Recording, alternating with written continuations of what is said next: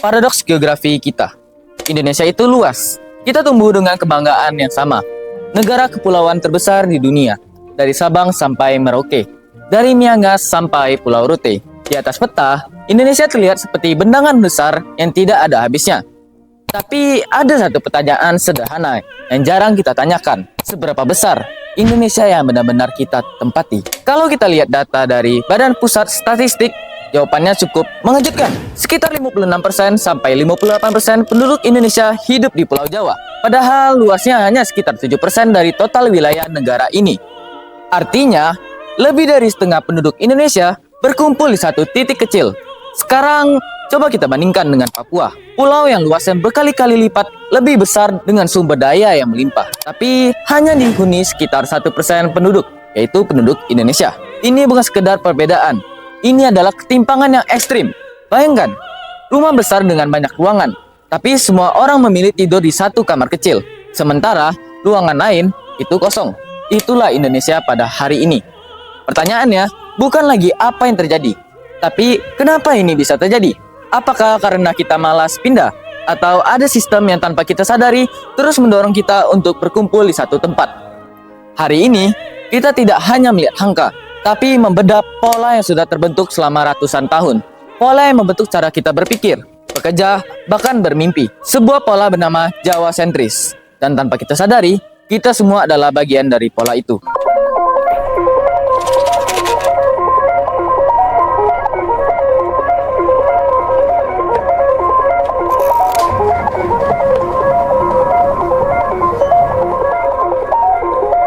Kenapa Jawa menjadi pusat? Jawabannya sederhana, karena disitulah peluang berada. Jawa bukan hanya pulau, tapi pusat gravitasi ekonomi Indonesia. Sebagian besar aktivitas industri, bisnis, dan keuangan terkonsentrasi di sini, yang berarti uang berputar lebih cepat dibanding wilayah lain. Dalam realita, uang selalu menarik manusia, tapi bukan hanya soal uang. Ada faktor yang lebih mendasar, yaitu infrastruktur. Sejak masa kolonial, pembangunan difokuskan di Jawa, mulai dari jalan, pelabuhan, hingga rel kereta yang semuanya mendukung aktivitas ekonomi. Hingga sekarang, efeknya masih terasa. Data dari Kementerian Perhubungan menunjukkan sebagian besar jalur kereta api berada di Jawa. Artinya, distribusi barang lebih cepat, mobilitas manusia lebih mudah, dan biaya logistik murah. Sekarang, bayangkan kamu seorang investor. Apakah kamu akan membangun pabrik di daerah dengan akses terbatas atau di tempat yang infrastrukturnya sudah siap? Jawaban jelas. Dari sini, efek domino dimulai. Pabrik dibangun di Jawa, lapangan kerja muncul di Jawa, dan orang-orang datang ke Jawa. Setiap orang yang datang memperkuat siklus ini. Ini bukan kebetulan, tapi sistem yang terus berulang dan semakin sulit diputus. Tanpa disadari, kita menciptakan realitas bahwa Indonesia secara ekonomi berputar di satu pulau.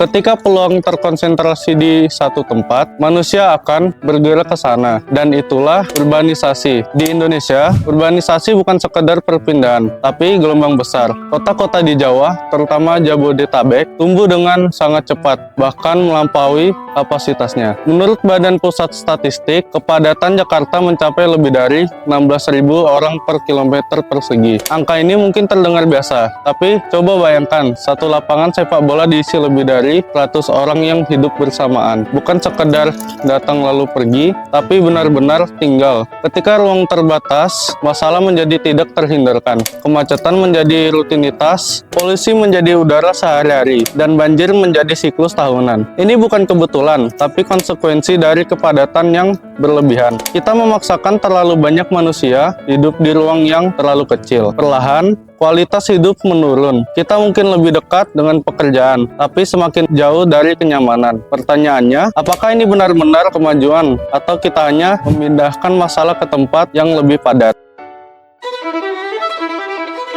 Jika semua ini masih terasa abstrak, ada satu momen yang memperlihatkan semuanya dengan jelas, yaitu Lebaran.